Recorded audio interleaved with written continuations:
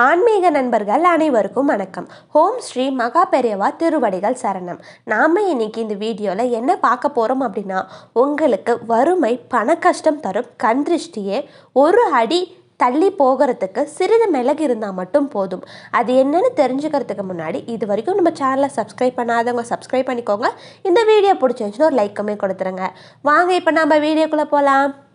கல்லடி பட்டாலும் கண்ணடி படக்கூடாது அப்படிம்பாங்க. கண் திருஷ்டியால் ஏற்படுற பாதிப்பை தான் அவ்வாறு பெரியவங்க சொல்லுவாங்க. கண் திருஷ்டி தாக்கினாலும் ஒருவருக்கு வறுமை நோய் பாதிப்பு ஏற்படும்.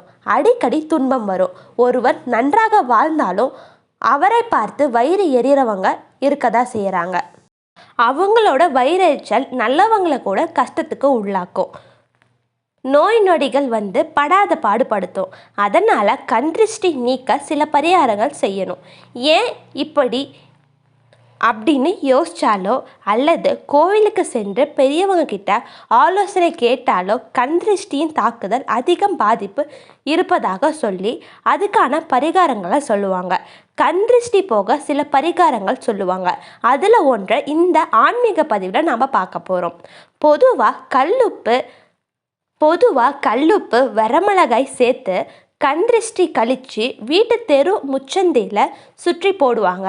வீட்டு வாசலில் கற்பூரம் ஏற்றி வைப்பாங்க. இது பொதுவாக கண் திருஷ்டி கழிக்கும் முறை. கல்லுப்பு வரமிளகாய் திருஷ்டியை போக்குற சக்தி இருக்குது. உங்களுடைய உழைப்புக்கும் திறமைக்கும் கிடைத்த புகழினால் கூடிய திருஷ்டி உண்டாகும். பரபரப்பாக செய்யப்பட்ட நீங்கள் சட்டுன்னு மந்தமாக செயல்பட நேரிடும். திடீர்னு மந்தம் இந்த திருஷ்டியால் தான் ஏற்படும். இதற்கு பரிகாரம் மிளகு சுற்றி போடுறது தான். உங்கள் கையில் 5 மிளகு எடுத்துக்கோங்க. இதை தெரு முச்சந்தி அப்படி இல்லைன்னா வீட்டு மாடியில் நின்று செய்யுங்க. கிழக்கு நோக்கி நின்றுக்கோங்க.